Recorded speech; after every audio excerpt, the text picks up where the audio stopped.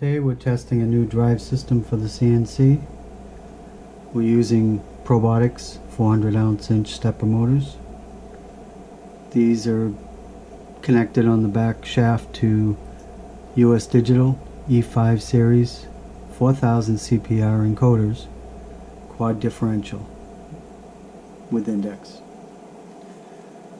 The drive is a Copley Controls STX series amplifier.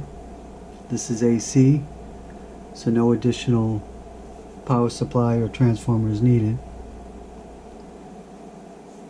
The other two power supplies we are using is to enable the drive, 24 volt supply, which is also used for inductive proximity sensors. Those are for limits on the X, Y, and Z axis. We have a 5 volt supply, meanwhile, which is used to power a Warp 9 Ethernet smooth stepper.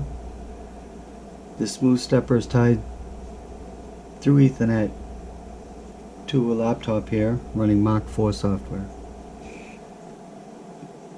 We're going to increment positive direction, negative direction.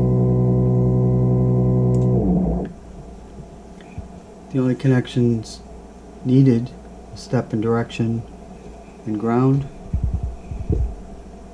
to tie the Ethernet smooth stepper to the Copley control drive.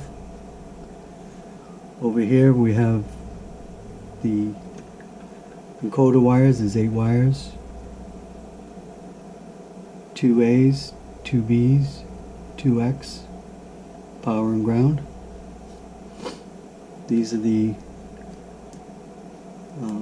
motor wires, A positive, A negative, B positive, B negative, and a chassis ground wire.